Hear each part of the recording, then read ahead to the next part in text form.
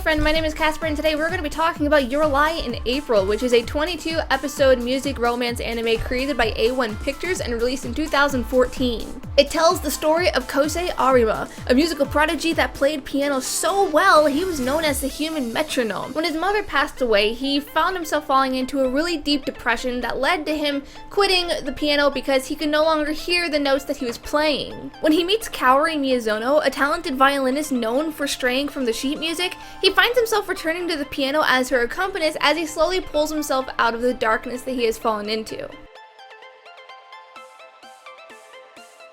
Your Lie in April is easily my favorite anime to have watched this year, and that largely has to do with how exquisitely written the narrative is. It's a well-rounded story that tells a tale of tragedy and healing and romance and acceptance and rivalry, and it's told in such a compelling way that I found myself watching episode after episode because I couldn't bring myself to take a break. We see the series events unravel through the eyes of someone that has experienced a very deep emotional wound that has left them scarred and living with extreme depression and PTSD. And what is interesting is that the story almost violently contrasts the palette and animation style used. We'll get more in depth with that later, but this is a deceitfully stunning and bright series that acts as an almost exact opposite of Kousei and Kaori, because they're both struggling with their own personal demons and they're fighting to keep their head just above water. However, Kaori is definitely much better at masking her pain, which is why she appears to be the light in Kousei's life that is to bring him out of the darkness. What I thought was interesting was how the writers intentionally created a story that led us to believe that Kaori was the sole reason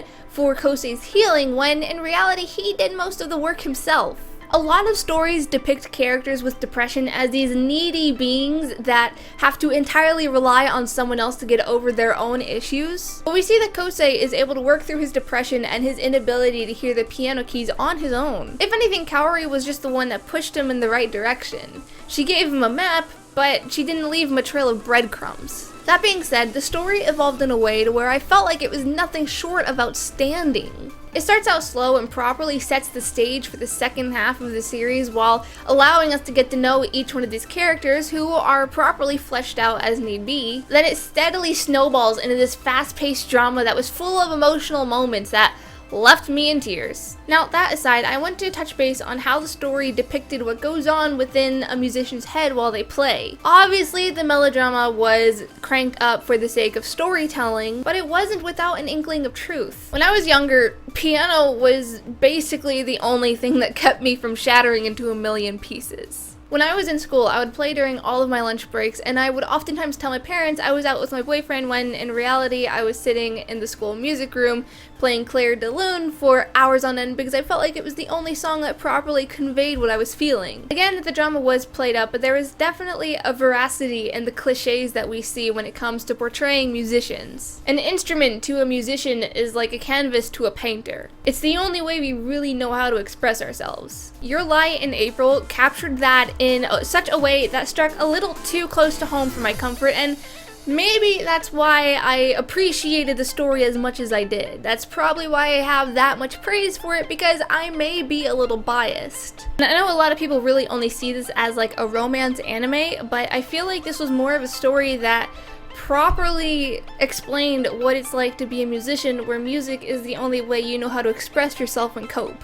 And while those scenes were very artistically created, especially with the performances, the scenes providing insight as to why these musicians feel this way were not. There was no glorification of illnesses or child abuse or death or unrequited love. It portrayed these aspects of the story as grim and dark and ugly and damaging, just like how they are in real life. Does this make any sense? Because this was just an extremely difficult review to write, because while I feel like the story is deserving of a well-written, informative, and wonderful review, I cannot deliver that because I am still dealing with the leftover feels, and I just can't put my thoughts into words.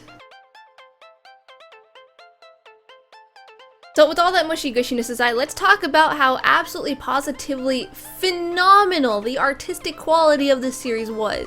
Despite apparently this being a shonen, according to Wikipedia and MyAnimeList, this has very shoujo-like characteristics. This is particularly true with the way that the characters' faces feature subtle details like varying colors of blushes, with Kaori's being pink and Tsubaki's being more of an orange hued, full lips with color and shine as opposed to the typical line drawn in to represent the mouth, the way that the hairstyles were designed, and so on. In short, I adored the character designs, just on their own. Outside of character design, Your Lie and April's creators definitely displayed an expert understanding of how a color palette or a change in animation style or camera angles can drastically impact the mood of a scene. In brighter, livelier scenes, we're given vibrant colors from a warm palette that's full of pinks and yellows and browns that emphasize on just how alive these characters feel in that moment. By contrast, we're given much more dull outlooks on the characters' surroundings as their happiness deteriorates. These scenes are typically presented with lots of blues and muted, nearly gray tones,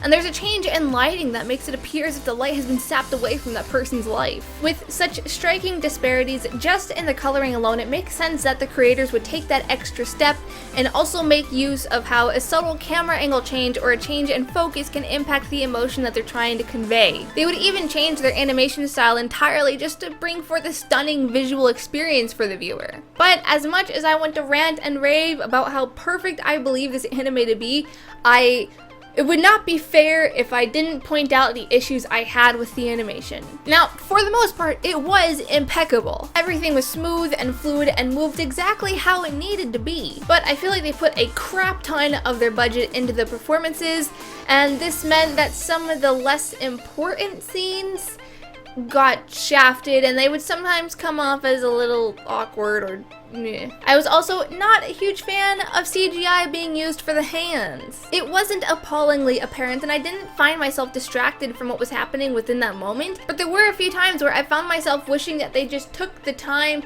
to animate the hands like they did with the violin scene. However, I also just do not like CGI in general, and that is why, for the life of me, I cannot get into Ruby.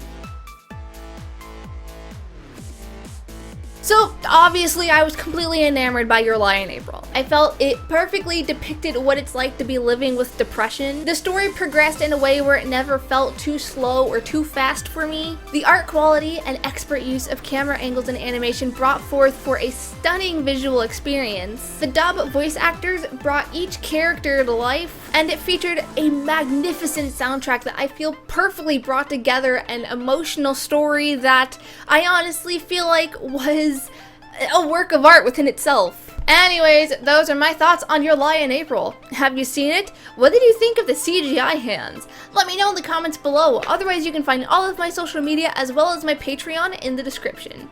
Happy unbirthday, and I will see you later. Bye!